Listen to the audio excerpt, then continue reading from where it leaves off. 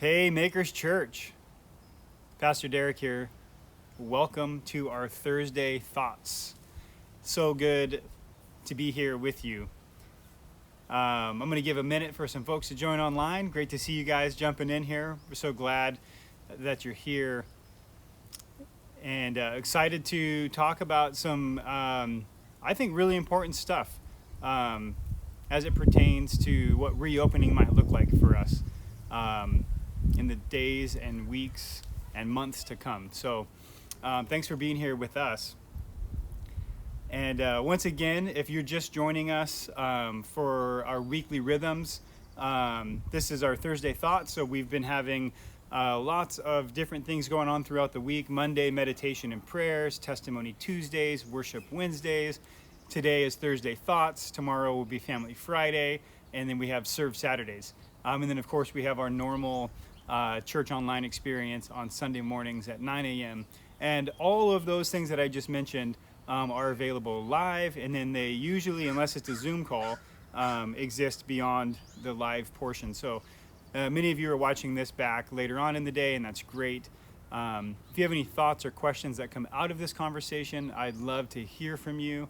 My email address is my name, Derrick, Derrick, at makerschurch.org. And so yeah, we'd love to hear from you on that. Love to hear how you're doing.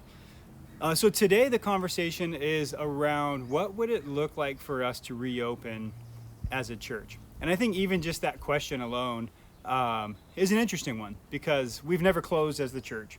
And so really that's not the question. We've been the church through this whole time, through this whole season, and we're going to continue to be the church no matter what form it takes on. And so first and foremost, I just wanted to thank all of you that have just been an incredible move and force of good in the city, in your homes, in all of the ways that you've been sacrificing in this season.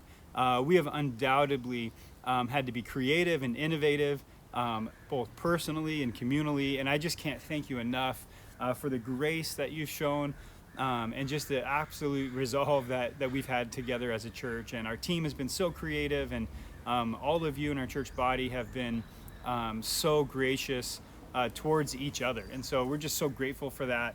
All of you should be applauded for all of the ways that you have been taking safety seriously, navigating the woes of this new life. It's been really, really hard. It's just been hard all around. And I think a lot of the emotions that are wrapped around this question about when are we going to reopen, I think those need to be addressed too. I think there's so many, it's such a loaded question. And I'm sure if we asked everybody, even just watching now, later, if we polled our friends, if we've read anything online, we know that the world, that our community, that our friendships are becoming more and more divided over this question. You know, just about 8 weeks ago, there was so much unity in what it would look like to stop the spread of this virus. And we all pivoted and we all reacted very quickly. And the world, in a matter of days, kind of joined forces to stop the spread of this virus. And we were all on the same page. And that only really lasted for, maybe a couple weeks. And then all of a sudden, different personalities, different views, different concerns started to come up. And we're going to do this, family style. So many different things started to bubble up for people. And it was just kind of one of those moments in time where we realized, like, okay, this is not going to be peace and harmony for much longer. And this is her third Go-Gurt for the day. I don't think we should have this third yogurt. How about you go find something different to eat, and then I'll open it for you. Go put that back and get something different. Okay? You can put that back and get something different? No, okay. Right here. Okay. So anyways, No, I want banana. You want what? Banana. You want that? Yeah. Look at, she got her cast off. No cast. Yay! No cast. And a third yogurt. But she got me. I can't really address this issue right now, so here we go. Exhibit A of the challenges of COVID. She's going to turn into a big piece of yogurt. But anyways, as I was saying, there's a lot of different views. Yeah, thanks, Corey. There's a lot of different views, and I think with just even like I said, the folks watching here and the folks that are going to watch this later, we are across the spectrum on whether we feel like this has been way too long and we should have opened our doors weeks ago, or whether this is still a really serious thing and that we couldn't play it too safe. And there's everything in between, and I'm going to get to that in a moment, but I just want to talk a little bit about the emotions that are connected to all of this. And I really believe that not all of it, but lots of this conversation have to do with identity. We're always working hard on our identity, and I was talking with my buddy Jared Hurd this morning about this on a phone call, just catching up. And a lot of our stances and our positions help shape our outward identity, the way people perceive us. And so whether you take a stance on this or on that, it's really, really tied to our identity. And I think a lot of those things come out of our pain. They come out of our hurt. And I think, we just did a whole series on lament, and I think we're still sad. I think we're still mourning, and I think we're still processing these emotions, and they're beginning to manifest themselves in people taking hard stances on whatever the issue is. And I just think, like I said, that's not the only contributing factor, but I think it's certainly a big one. And I think that we need to pause for a moment when we're angry or when we're mad that somebody doesn't see things the way we do, and start to look at what maybe those things are that are contributing to our stance and our opinion. And so really, once again, the question is, what will it look like for us to reopen? And that specific question has to do, once again, with what does it look like for us to gather again publicly? Because like I said before, as the church, we never closed, right? We've been the church this whole time. And so really the question is, what will it look like to get together again in person? And the real answer to that question is we don't know. We don't know. So the one thing I want to be clear about is our uncertainty around a timeline.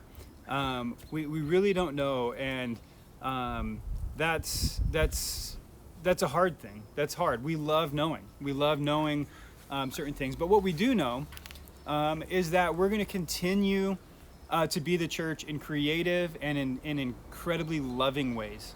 And that's really my heart for this, that this would lead the conversation, that we would lead in love as a church, that we would be connected and united even in our differences. And the reality is the people who make up Maker's Church are across the spectrum on this issue.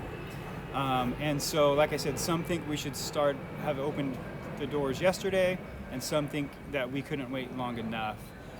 Ultimately, even though we have a varied view on this, we still have to make decisions on that. And so the decisions that we have made are that we're going to continue to do church online, that we're going to continue to be creative and thoughtful, that we're going to keep mobilizing our people, those of you, to be love in your neighborhood in a way that you feel safe. And what we want to do is help everybody figure out what their own level of comfort is, own risk tolerance, and really guide you into helping make the world better, right? That's part of our mission statement as a church, is how do we make on earth as it is in heaven. And then I truly do believe that that putting others first is the biggest part of that. And I think that has to do with laying down our own privileges, laying down our own thoughts, our own opinions, to help see where other people are coming from. So the quick answer is, when will we gather again in person? We don't know. But the decision that we have made as a leadership team is that we're going to wait, that we're not going to jump the gun, that we're not going to push the envelope, that we're going to err on the side of safety. As many of you know, my wife and I, we both work in the front lines. I work as a fireman, and my wife works in the ER as a provider. And so we've been in the front lines of this thing the whole time, and we've seen the nuanced realities of this, the nuanced approaches, the nuanced and the thoughtful considerations that are going into making decisions. And I think there's this quote that's been floating around. I'll read it because it's been really pivotal in the fire department and for Laurel at work. And it says this, I don't know who said it, but it says, in the end, it will be impossible to know if we overreacted or did too much, but it will be quite apparent if we underreacted or did too little. And that's really been the guiding thought for the fire department, right? Are we overreacting? Are we doing too much? We don't know. And the reality is if we did too much and if we did overreact, we'll never know. But we certainly don't want to find out the other way. We don't want to find out that we didn't do enough, that we underreacted, that we didn't put the safety of people first. And, you know, if you're going to make a guess, if you're going to make a bet, I would rather bet in the direction of safety. And if you're watching this and you know me, you know that I'm an activator, that I'm a risk taker. Obviously, I work as a fireman, I ride motorcycles, I love danger, I love adventure. And so what my personal view is, or what my personal opinion is on my own risk tolerance doesn't and won't have a direct correlation to what I decide for other people. I would never force any of you into being a fireman or force any of you into riding dirt bikes or doing anything that I would do personally. And so if you're going to bet, if you're going to err on one side, we as a team have decided to err on the side of safety. And what that means is that we're not going to reopen with restrictions. We're not going to reopen with restrictions. And I say that based on this idea with everything that we know now. It's just not worth it. It's not worth it from a safety standpoint. It's not worth the risk.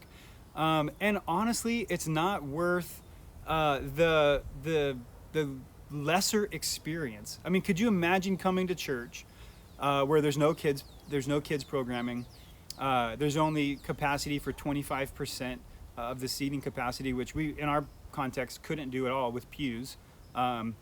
We would only not be able to serve coffee. Everybody would be wearing masks. We couldn't touch each other. We couldn't high five or hug.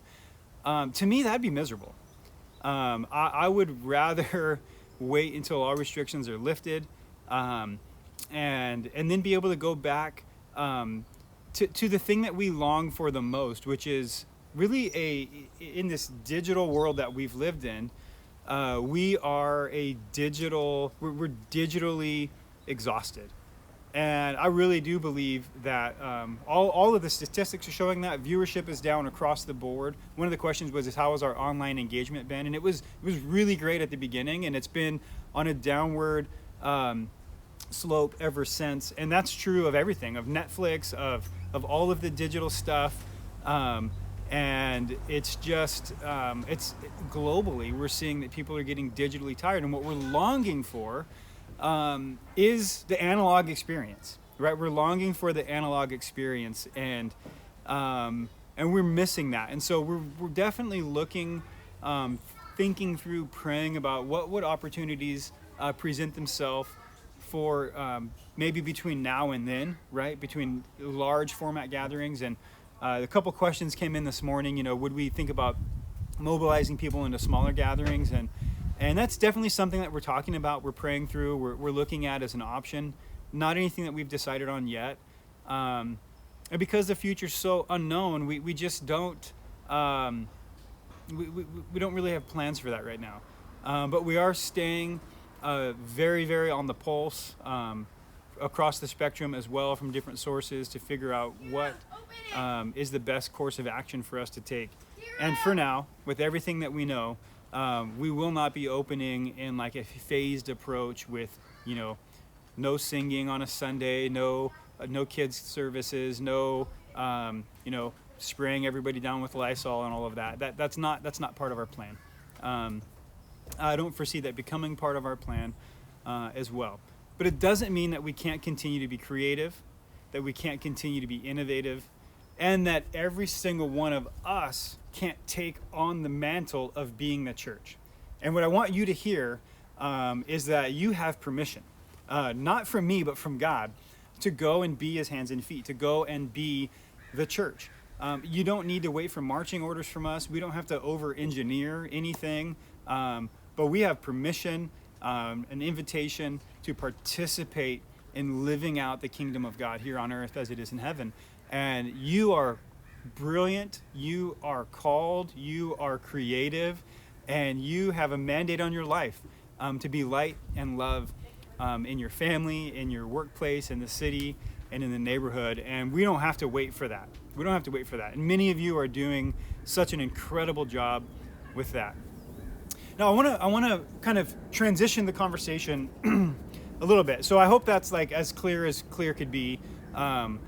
We don't know the timeline on that. We don't know the timeline on, if you look at it in the phases that the CDC and that the state have put out, they've really put it into 4 phases. Phase 2 that we're in right now, phase 3 and phase 4. And we're going to see more and more things come online, different restaurants opening, and that's going to create more of an ache like, hey, what about us? What about us? What about us? Many restaurants are choosing not to open because the limitations and restrictions are just, they're not possible. They're not feasible in certain contexts. And so the pressure is going to mount, right, as more stuff comes online, and we're going to be wondering, what about us as a church? And we're going to do our very best to continue to communicate clearly and effectively on multiple channels. But for now, it's going to be a while. We talked with this in our staff meeting on Monday, and people want to know time frames. We don't know. But what you do know is that it's longer than we want. Do I want to have church shut, get public gatherings shut down? Absolutely not. But it is what it is, and we're going to continue to lead through it and to get through it together. I think another thought that I really want you to start getting your head and heart around, and even a question that I would love for you to answer is, what is it that you miss about being at church? If you're in the position right now where you think it's pertinent that we open back up, many of you believe that maybe even it's our religious liberties and that's all being tested in America and all of that. If you believe that and you cannot wait for us to get church reopened, my question is why? What is it that you're mandating we get back together to do? What is it that you want to be back? Do you miss the sermon? Because we're giving sermons online. Do you miss the worship? We're giving worship online. Is it that you miss those things in person? That you miss them live? Is it that you miss the connection with each other?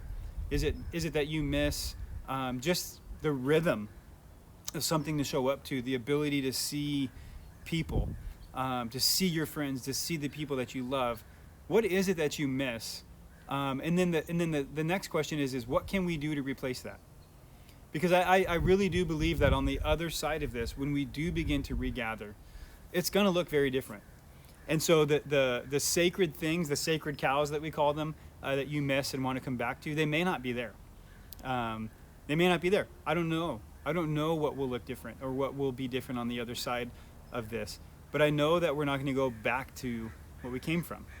And we're working really, really hard as a team right now to discern, to pray, to hear from God on what our future would look like together as a church. How do we most effectively live out the mission that God has given us as a church? And there's a lot of things coming up that are being rethought through, re-prayed through. And so our biggest goal as a church is to help you be the church, to help you live like an ambassador of the kingdom. And that's the series that we're in right now that Pastor Mark just beautifully kicked off last week. To live as ambassadors to the kingdom, to see the mandate of the Great Commission and the Great Commandment as being a mandate on your life.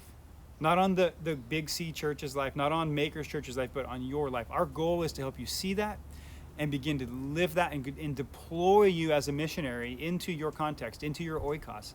That's our big goal as a church. And I think that there are some strategies that we were using that weren't effectively doing that. And I think that there are some strategies that we're going to put in place here in the future that are going to help us do that better. And so I'm really excited about that. I want to close with this thought. I shared this article that was really, really helpful. And I'll find a way to link this article so you can actually read it for yourself. But it's really about us making sure that the church does not allow the coronavirus to divide us. And the gentleman who wrote this article is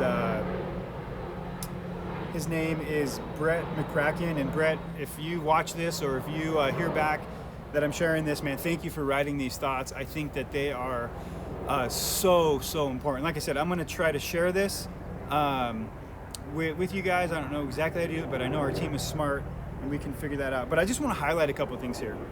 He talks about the difficulty of this, the polarization of this, the idea that we all might not agree.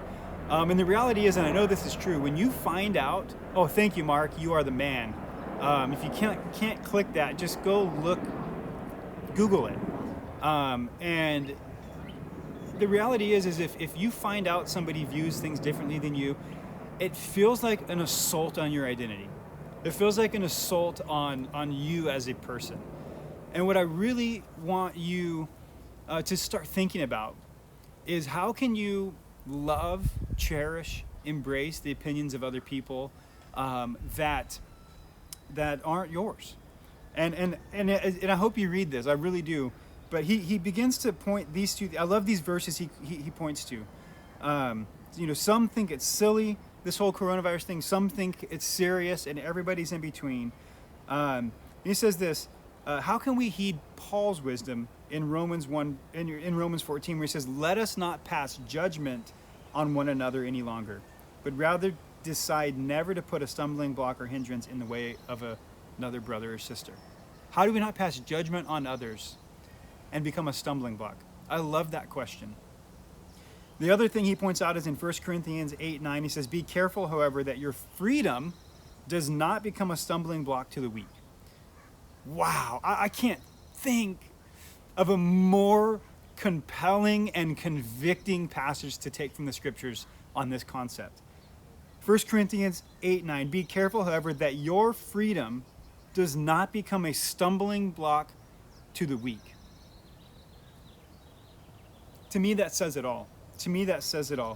He says this, "Even if you think these precautions are needless or an overreaction, can you not sacrifice your ideal for a season out of love for others who believe the precautions are necessary?" I think that's a good call. I think that is a good position to take. He lays out these different countercultural ways that we as the church should respond. And I absolutely believe that the church is the only body, organization, institution in the world that can actually lead this way in a countercultural fashion, that we will not be marked by our division, but that we'll be marked by a countercultural response. And he breaks down countercultural humility. He points out that we have all become experts. Whatever you've read, whatever you've listened to, whatever you've been convinced of, we have this temptation to become the expert. I read this thing, I believe this thing, I know this thing, therefore I know this is true and I will make decisions based on this. And I'm not saying that that's wrong, that you shouldn't do that in your own personal life, but you shouldn't expect it of everybody else, whatever your opinion is, whatever you've standed on. And so what he calls us to is countercultural humility, that we may be quick to listen, slow to anger, quick to hear, slow to speak, slow to become angry. I pray that we would be marked by that as a church. That we'd be people who, if you don't even agree with me or look like me or think like me, that I would be quick to listen to you. That you would be the person that I would be the quickest to listen to, that I'd be slow to become angry. He talks about countercultural patience, that we would be patient as a body, that we wouldn't be so quickly convinced that we have to figure this thing out right now, that we would be patient in this, that there's he says, as hard as it will be to practice patience, remember that in the scheme of eternity, this season is just a blip. And it really is. It feels like forever. It feels like too long. But in the scheme of eternity, it's really short. This is a temporary issue that will end. As long as it feels like it might be, this is temporary. So may we be known as people with countercultural patience. And then he talks about the countercultural nuance. And I'll let you read the article for yourself. But I really invite you to go read that. It's something that we've been passing around as our team and as our leaders are making decisions that we would not allow the polarization of this issue to be the thing that would divide us, but that we would find a countercultural way, the kingdom way. It's the series that we're in right now, that we would find the kingdom way to be light and love to each other and to the city and to the world. And so, like I said, I would love to hear from you. I haven't really been reading these comments because I get distracted when I do. But if you've got a question, maybe, just email it to me. Or if you have one here that you want to ask real quick, I would love to see that. And yeah, if you have a question real quick, I know this is long, so I'm going to get off here. But if you didn't hear it all, the recap is the church isn't closed. We're more active. We're more alive than we've ever been. There is still a question. When are we reopening public gatherings? The answer is we don't know.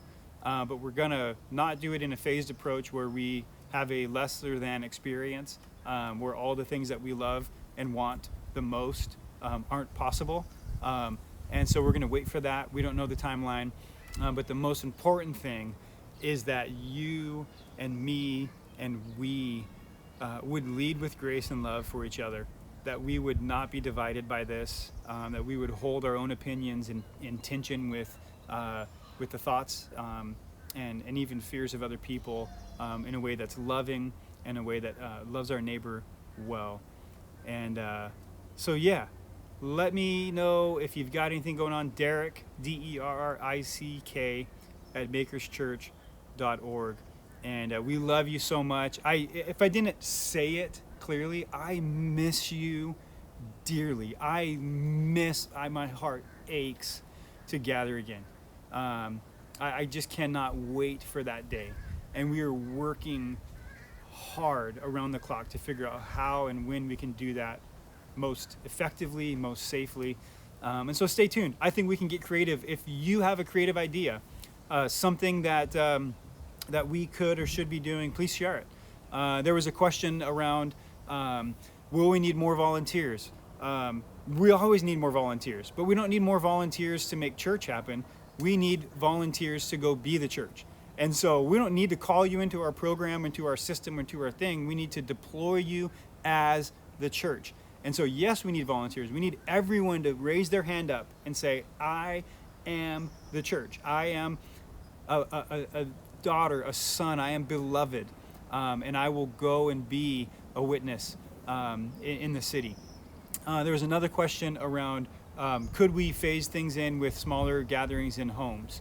And sure, there could be a day where we publicly sanction that, but you don't have to wait for our permission. If you feel safe gathering people in your home that feel safe, you don't need my permission to do that. We're smart, brilliant, bright people. And so yeah, don't look to us for permission if you feel called or led by God especially to do something. So yeah, I'm gonna go. It's 12:28. It's been 30 minutes. I got so much more to say, and I have way more to hear. And so I would love to hear from you. And yeah, we love you so much. Stay tuned for all the other stuff coming up. And may you be blessed. May you feel loved. And may you be the kind of person who would hold space for others who think and view things differently than you. We love you, and God bless you.